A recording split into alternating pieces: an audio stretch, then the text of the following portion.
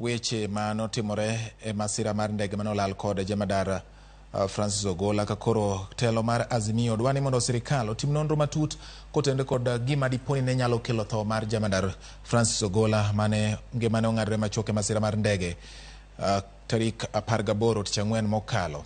Kata kamano piny owacho to singo mar timo duto mar neno ni adieri onyenyore e wi tho mar Ogolla kanyakla kod apisa mamoko mane ngimagi bende ong'adore e masira mar ndege ma tich ang'wen juma mokalo. Jafwambo marwa Ramogi Ramogi ne oyuoro e nyasi mar iko mar Jamadar kata Jamadar Ogolla kendo bende bang' twak kachiel kod kwayo manogol kod telo mar Azimio kendo sirikal bende onyiso singo margi e wi timo nonro omiyo lipot e yo machalo kama. Nyang'oma kogelo kama ne obagi nyasi mar alam ne ringre mosanindo Jamadar Francis Ogolla, nyasi mabende nonywano riwruok madito mag siasa mapacho ka. Dwaro mar ng'eyo adieri e wi wach mar tho mare bende nokwako lwasi kuom jotelo. I would only like to add, when an accident occurs, it's a security issue. The security concerns which deserve an answer for the nation.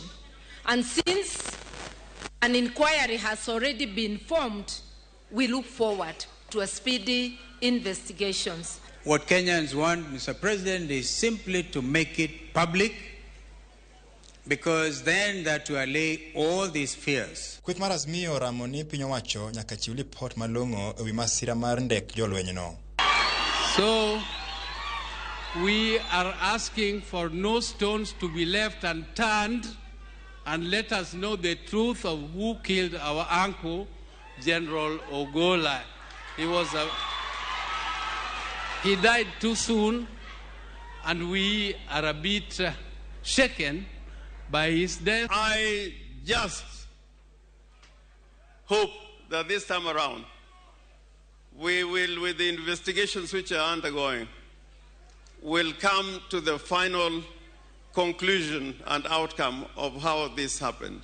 General Ogolla is the first Luo to sit in that position. And that's why, Your Excellency, when members of my community are expressing their concern about the way the end has come, and let us agree, my friends, the end is smelly. The end is smelly.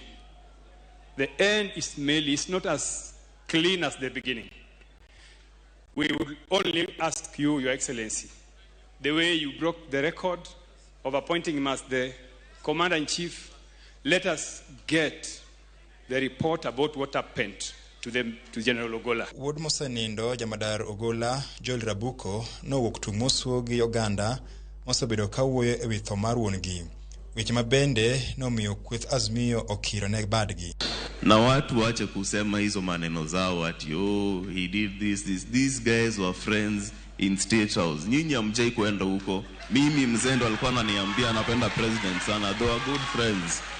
So your maneno from today, unless you're quoting me, muachane nayo. And I want to ask our uncle, the general's son, not to be impatient with us. It is not because of anything. It is just because once beaten, twice shy. Part and parcel of the team of parliament which was investigating the death of Ouko.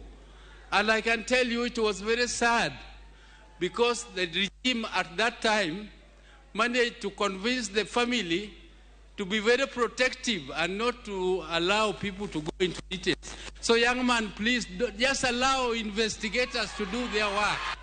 I therefore plead with anybody who is here, you must allow Kenyans to mourn their heroes the way they can. Jatend piny William Ruto ne osingo ni onge gino mabiro mono gi nyenyo adieri e wi wach makamano. Ruto wacho ni singo mare en ni neno ni sirikande okobedo gi nek ma oyaye.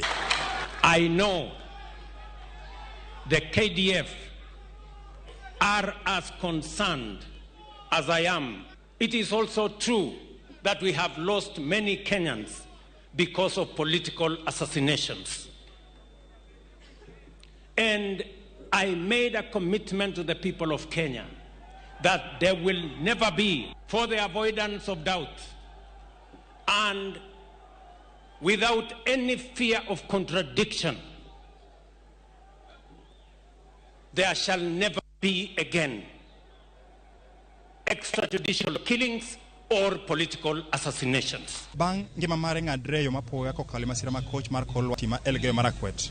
Gino makoro diketo sapar mare mogik Wenga, Ramogi TV, Alego Songa, Sia County.